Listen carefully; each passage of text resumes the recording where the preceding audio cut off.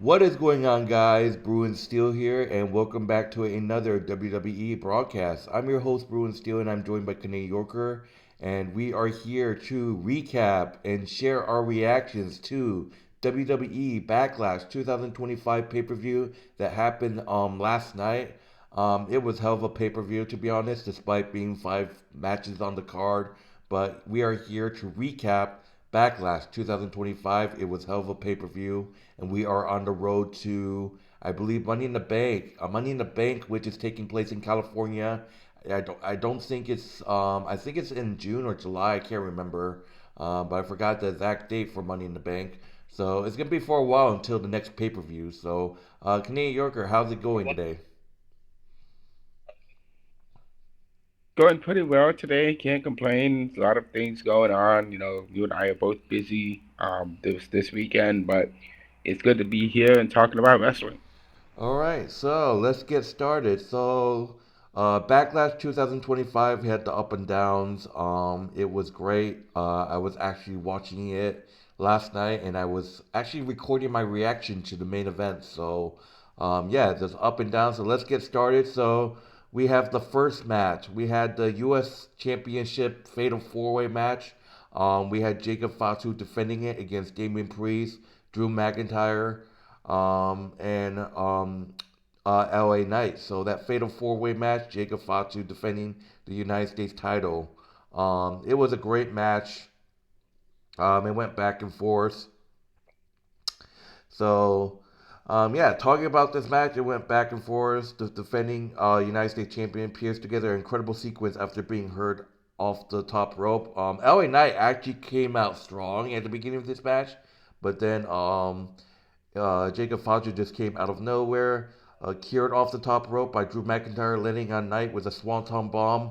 Afterwards, he quickly took out McIntyre with a corner attack, launched an attack, launched into Priest with a suicide dive, and flattened McIntyre with a second swanton. Each superstar almost scored near falls. Priest fell directly onto Knight after eating a Claymore kick, nearly winning the match by accident. McIntyre had the match won before Priest yanked the referee from the ring, continuing the plot of Priest screwing McIntyre over. Knight puts down Fatu with the elbow drop, but the champion kicked out. The bad blood between McIntyre and Priest spilled into the crowd. The brawl ended after Priest hits House of Heaven chokes him off an equipment box through 2 tables, officially removing them from the match. Closer to the ring, Fatu was in Pier. Knight laid Fatu across the announce table and lined up for a top rope elbow drop. That's when Solo Sokola arrived. Fatu's bloodline ally yanked Fatu off the table and confronted Knight. Suddenly, Knight was laid out by a mystery assailant, the debuting. So the debuting Jeff Cobb. So Jeff Cobb making his WWE debut. This guy is a beast. He's a I believe he's a WWE agent. Fatu was upset with Solo Sokola and Cobb's intrusion, but capitalized by putting away Knight with a jumping top rope moonsault to get the win. So Jeff Cobb, I heard of this guy. He's a beast. He literally looks like Jacob Fatu's size, but man, the bloodline is growing. I mean, Solo's just finding people to put in his group. Um, I think this is a storyline that maybe Solo's gonna turn on Jacob Fatu. I think Solo with Jeff Cobb, Tamatanga, Tamalolo, I think they're all gonna turn on Jacob Fatu. That's gonna be insane. But this bloodline storyline is not over. It's just another beginning for the bloodline. But Jacob Fatu defeats LA Knight, Drew McIntyre, and Damian Priest by pinfall to retain the United States Championship. So me and Canadian Yorker had the correct pick. We both picked Jacob Fatu in this one, and I called it. I said McIntyre and Damian Priest are gonna get distracted in this match, trying to kill each other, and that's exactly what happened. And I kind of had a feeling. I also called it that Solo was gonna interfere, but I didn't actually think that there was going to be a new member of the new bloodline. So we have to see how this bloodline story is going to go. I feel like Jacob Fatu is going to turn babyface later on. Moving on, I think Solo is on the verge of kicking Jacob Fatu out of the group. I think Jeff Cobb might be Jacob Fatu's replacement. So that could be something that we could see. But yeah, what are your thoughts on this match, Canadian Yorker? Honestly, it's just The fact that Damian Priest and Drew McIntyre, obviously they're gonna get a lot of they're gonna get mixed up with each other, and that's exactly what happened in this match. I could not see none else than them trying to actually win the championship is impossible because of the bad blood between Drew McIntyre and Damian Priest, and Drew McIntyre screws Damian Priest out of winning the U.S. title. He just screws him out of winning a championship over and over again. And so, honestly, it makes sense that they would just take their business elsewhere and deal with it themselves. Obviously, they need to have a match, not for a championship, but a match between themselves, and they have absolutely no bearing in the match between Fatu and Knight because they're not relevant whatsoever. No disrespect to them, but they're just not relevant to the title match. As for Knight, as for Knight, man, I mean, Knight put up a fight in this match, and it was just a tough loss for Knight. He obviously got outmanned and outmaneuvered, and over he was overcome by obviously the sudden surprise of the bloodline of the new bloodline. This new member, Jacob Todd, as a Jason Todd. I've never heard of him, but I definitely can check out some of his footage of what he's done. Look at his resume of work, see what he's done. Um, he just might be just as good as Jacob Fatu, if not even better than him. That might be the case. Perhaps Jacob Fatu may not be the one to leave the bloodline behind. Perhaps it may be the other way around, with Solo Sikoa being the one being kicked out of the bloodline and being led to leave it. Although that's just my perspective of things. However, it may look like Jacob Fatu might be the one being kicked out of the bloodline. Um, it just that would kind of make more believable sense in some matter.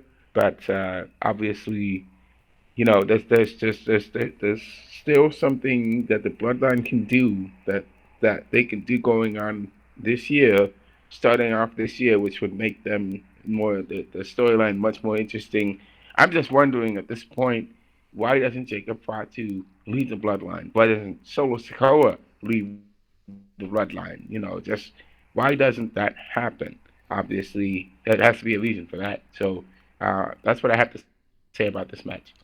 All right, so moving on to the next match, we got the singles match for the WWE Women's Intercontinental Championship.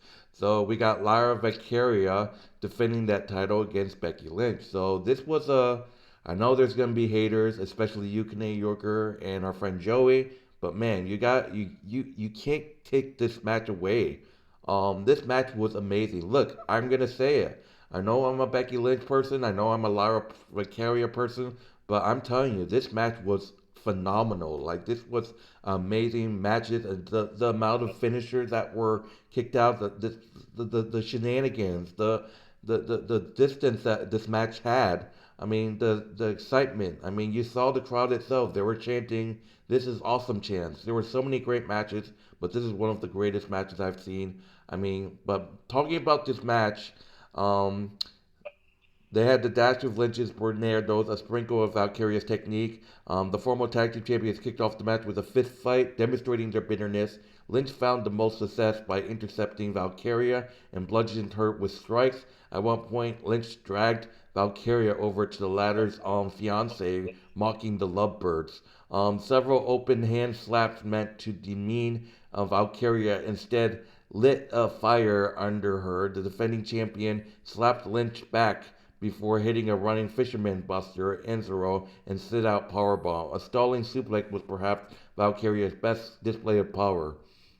Lyra, increasing momentum, spurs Lynch's desperation. The man rolled up Valkyria and grabbed the rope for coverage, but the referee caught her red handed. The closing sequence featured a series of impressive counters as both superstars changed armbar attempts. Lynch appeared to have the match secured after landing a manhandle slam, but Valkyria kicked out. The champ re-silenced sends Lynch into panic. The challenger attempts to use a steel chair and exposed turnbuckle, but the referee continued to foil her. Ultimately, Valkyria is stunned her former hero with a quick roll-up for the win.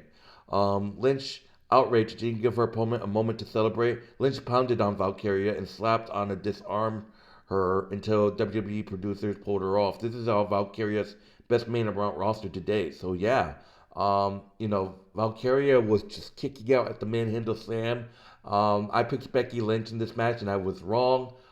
This was the end of the dagger. This was the match to decide who will get the most win picks right. And Canadian Yorker, you have won. This was the only one that I missed, and I believe Canadian Yorker picked all of the matches correctly.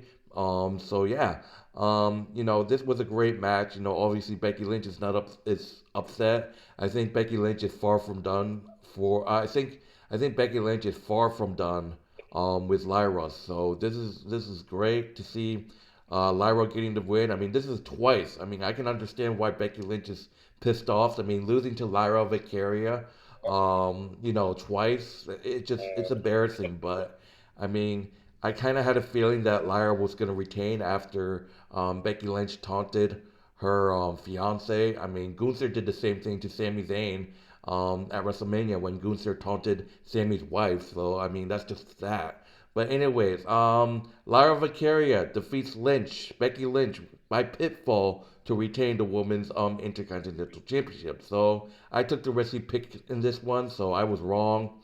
So yeah, bad pick for me in my own opinion. I mean, I thought this could go either way, but Canadian Yorker, what are your thoughts on Lyra Valkyria defeating Becky Lynch by pitfall?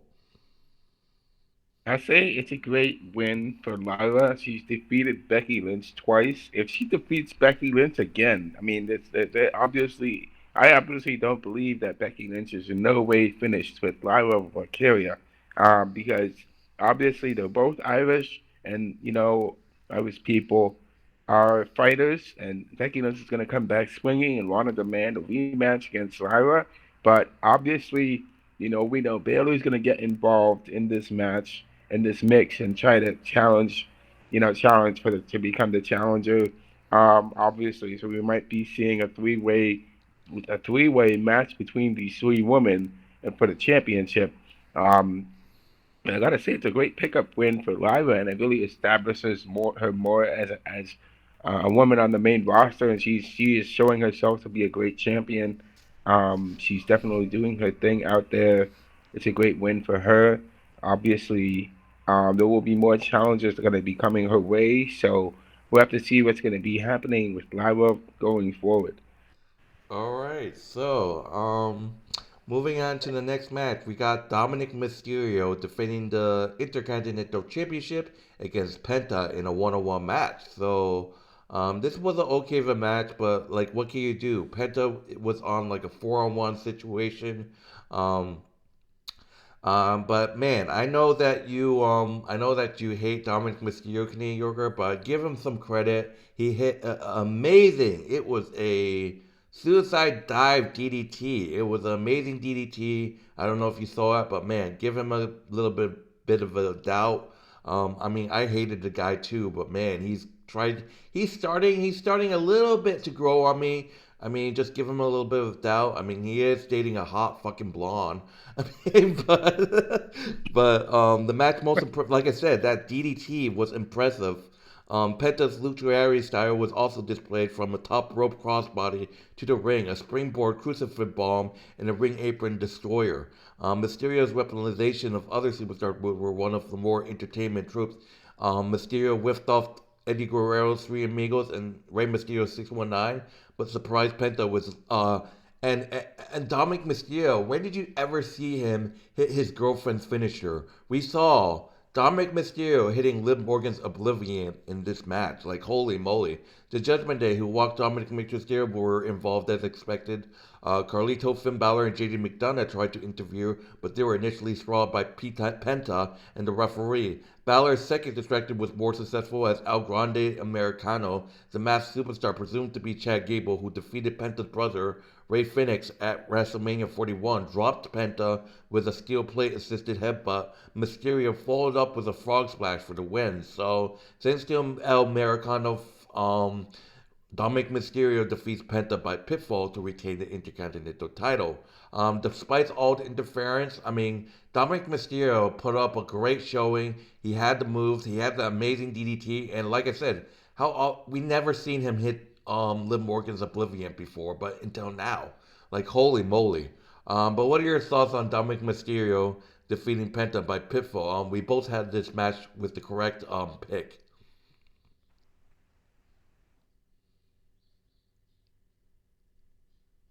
Oh Hello? boy. Jam connection. Yeah, I'm here. Oh, Hello? Hello, hello. yeah, yeah. Sorry, I lost connection for some reason. Yes. I lost my connection, I believe. So Dominic Mysterio, I gotta give him credit, man. As much as I don't like the guy, I do believe that well, he did get the win. He did get the win, so give him credit for his win. He defended his title against Penta, and he was able to do his thing, and he got the win against Penta. But yeah, he did he yeah Penta. I mean, Dominic definitely had um, some great moves in his arsenal that he used against Penta, and he retained his championship. I will say Penta, I did see from watching the match that Penta did do this one amazing move where I think it's the one where the Judgment Day came, Finn Balor and and Carlito came and they wanted to interfere in the match, and he jumped. So Penta jumped over the ref over the top rope and did a frog is like that the power driver basically not the power driver but he jumped over the ref and landed on three on two on JD McDonough and Carlito and I was like wow this guy is definitely athletic he's an amazing luchador man one day he's going to be a great champion one day and that's going to be great for him and know, let's just say I didn't really like the fact that the Judgment Day got involved because they're always getting involved. But then when they try to get involved, they end up screwing somebody out of a win in some ways. They sabotage him. I think that's what Finn Balor was trying to do, and he was just a little too hesitant, and he almost screwed Dominic Mysterio out of this win, man. I definitely see Finn is probably planning to kick Dominic out of the Judgment Day. Obviously, he probably just wants him to leave. So obviously, I don't know what's going to happen with that going forward. Um, but there's much that can be said about that, and as much as I don't like to admit it, but I just don't understand. I still don't understand. Why do people still cheer for Dominic? Why in the world? Why are you the fans cheering for Dominic? Why do you like Dominic Mysterio, man? Why? Why are you cheering for this man? You should be booing him. Boo the heck out of him. He still doesn't deserve to be the champion that he needs to be, man. I mean, obviously the guy has issues, and he needs to he's gotta fix those things. He's gotta fix his past, man. He's gotta make amends. I'm still not cheering for him as champion. I don't recognize him as champion. But he did. He is the champion. So what can I say about that? I gotta say, all right, that's good for him. So that's all I gotta say about that. All right, so moving on to the next match, we got the one-on-one match. We got Gunther versus Pat McAfee in a one-on-one match. I mean, like I said, this match was kind of weird, but honestly, I mean, I kind of for some reason enjoyed it. I mean, it was Pat McAfee, man. He doesn't have the wrestling background. I mean, he did put up a fight on Gunther with Michael Cole's support. Talking about this match, Gunther stared down McAfee with a wild smile, identifying his foe as an easy prey. The ring general exercised his vast technically advantage early, though McAfee's athleticism drew a knowledge from the former World Heavyweight Champion. Gunther gave McAfee a brotherly pat on the head, setting the tone of how the match would go. Gunther encouraged his smaller foe to chop him, absorbing multiple blows to the chest before dropping McAfee with a massive chop of his own. The bullying extended to McAfee's broadcast partner, Michael Cole, who Gunther would stare down in between his beating of McAfee. Cole, pleading for Gunther to show mercy, fell on deaf ears as Gunther prolongs McAfee's torment. Cole at one point described it as public flogging. McAfee briefly sprayed to life, landing on his feet after a missed moonsault, and again finding his footing after Gunther attempted a German suplex. McAfee, previously a punter for the Indianapolis Colts, stunned Gunther with a kick to the chin and spine. Cole became increasingly present after leaving the announce table to cheer on his friends. Gunther dragged Cole into the ring, but his split focus created multiple opportunities for McAfee. The former NFL star stayed Cole from a powerbomb big big booting Gunther. Cole returned the favor by snatching Gunther's leg on a suplex attempt, resulting in McAfee landing on and nearly pinning Gunther. Shortly after, Gunther latched on a real naked choke, putting McAfee to sleep. Gunther showed McAfee a small gesture of respect afterwards. So yeah, McAfee tried to go after Pat McAfee tried to get out of the grip. He did, but the choke was still hard. But McAfee went to jail. Gunther defeats Pat McAfee by submission. Gunther showed McAfee a small gesture of respect afterwards. So look, McAfee put up a fight. What an amazing match! I mean, hate him or not, that's just that. I mean, Gunther does what he does best, and that's just be a bully and intimidate. That explains why he's a great heel in my opinion. And Pat McAfee, man, to wrestle in his first WWE ring, I mean, man, I mean, he put up a fight. What are your thoughts on Gunther defeating Pat McAfee by submission? I thought honestly, yeah, that Gunther is gonna destroy Pat McAfee. Well, honestly, I was impressed with Pat McAfee's. You know, Pat McAfee did put up a fight against Gunther, and that's kind of surprising.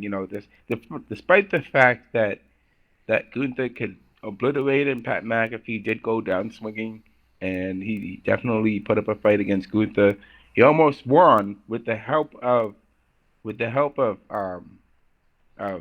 Michael Cole. I honestly thought that is Gunther the face here, and is Michael Cole and Pat McAfee, are they the heels here? Honestly, honestly, it's just the fact that Cole tried to he pulled a heel move. He tried to screw Gunther out of a win because he held down Gunther's foot. When Gunther was getting tagged, and the ref didn't see that. Honestly, I thought that was interesting. I thought that is the third commentator, is he going to get involved in the match now? Because honestly, that would have been crazy to see all three commentators just come down and get involved in the match, and then helping Pat McAfee to get the win. Obviously, is it Pat McAfee versus Michael Cole?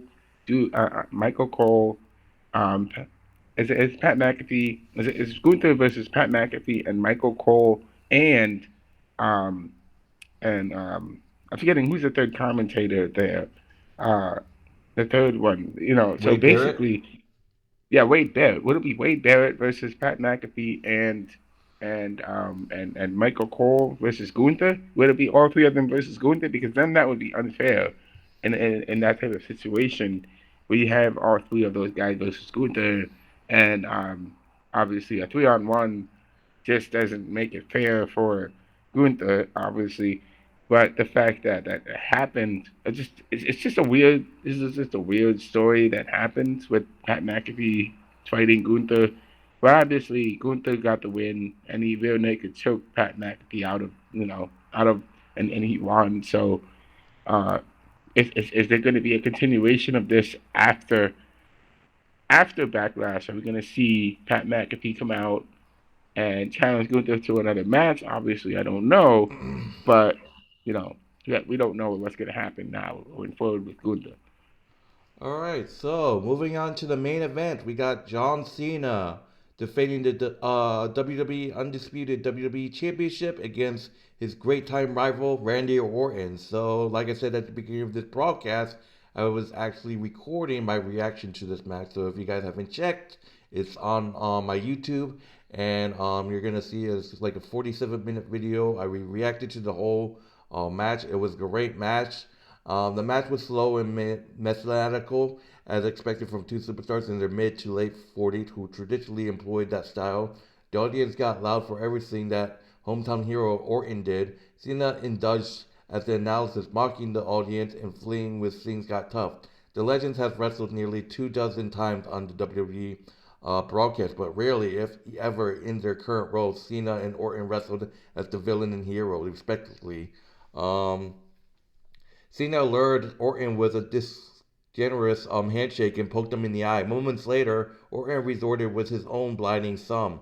The action picked up after Cena hoisted Orton up on his shoulder. The undisputed WWE champion landed the attitude adjustment, but successfully ate an RKO. Neither wrestler, each enduring the other finishing move, could capitalize. Cena surprised Orton with a second attitude adjustment, but Orton kicked out. Orton, no stranger to the surprise strikes, countered Cena's shoulder blocks series with an RKO, but only mustered a 2 count. The legend killer dusted off the punt kick from a regular. However, Cena moved out of the way and hit a third attitude adjustment. That would have sealed the deal in most cases, but not against Orton in St. Louis. Cena couldn't capitalize on the fourth attitude adjustment because the referee had been knocked down. When Cena retrieved his title to strike Orton with the Viper struck first with the RKO. Another referee slowly spurred to life, though the extra time allowed Cena to kick out. Outside the ring, an accidentally collision took out the referee again. Orton gave Cena a taste of his own medicine, landing the attitude adjustment on the announce table. The table only slightly budged, though Orton grabbed the wooden table from underneath the ring. The second break from far cleaner as Orton landed another attitude adjustment. Amusedly, the challenger took a small beverage break before resuming action. Orton continues to dominate Cena, but he couldn't catch a break. Orton led to 2 RKOs. The replacement referee arrived too late on the first instant and got clocked with the title belt from the second RKO.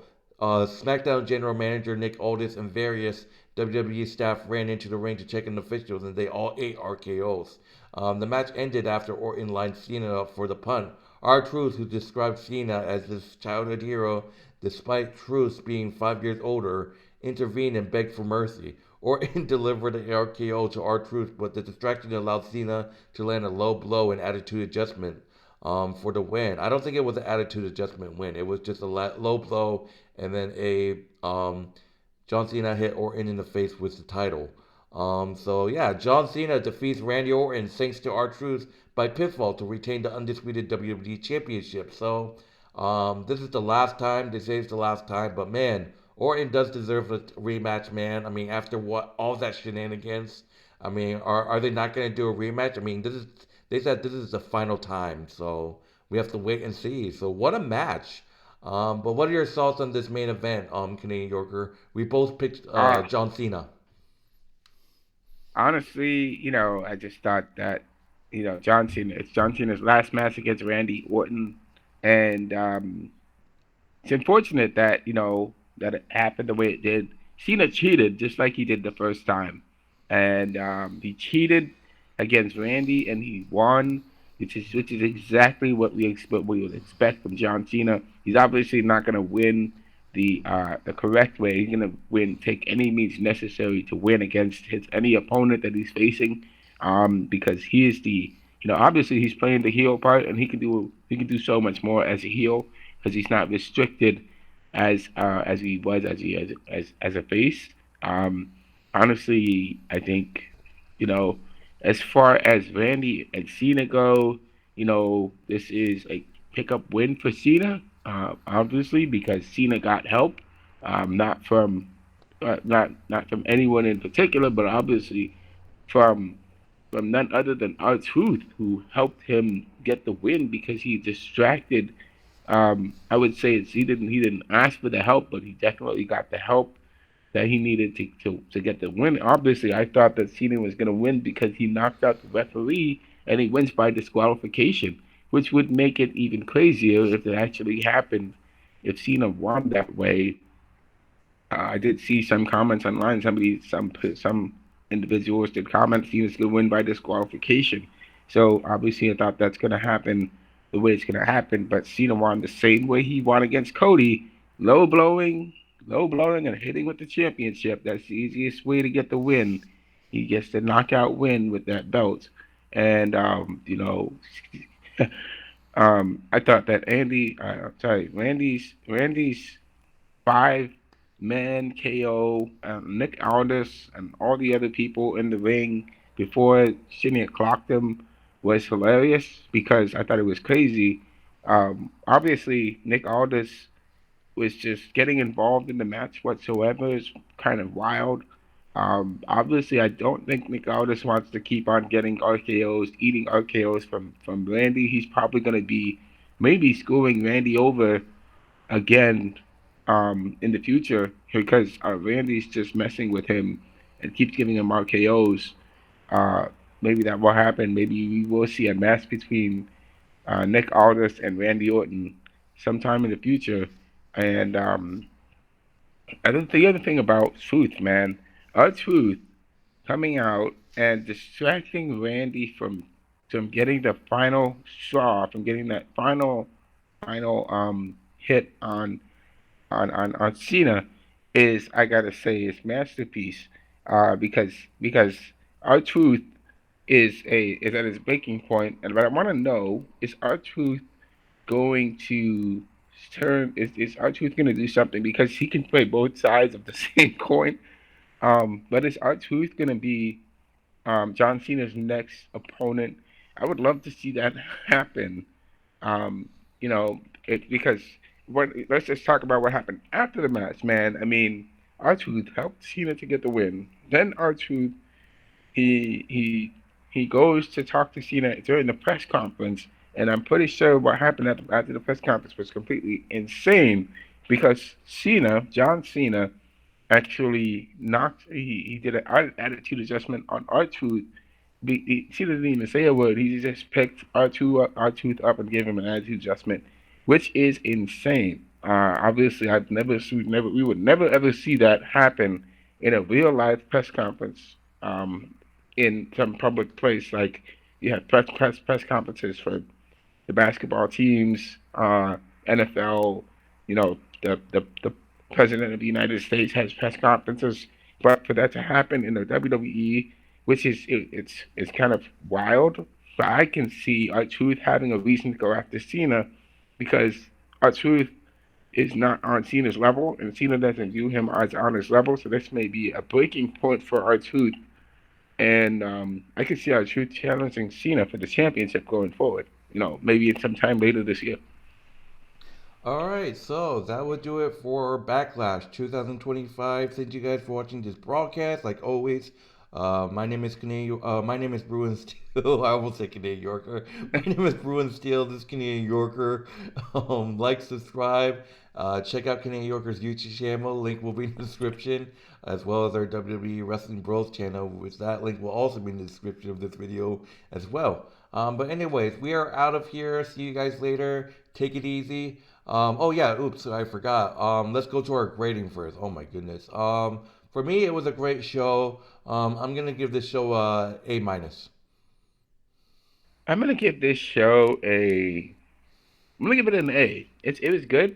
Yeah, there's definitely some things that could have been improved, but yeah, definitely a good show. It's definitely an A. All right, that would do it, guys. Thank you guys for watching. Enjoy the rest of your day, and see you guys in the next broadcast. Hopefully, see you guys later. See you later.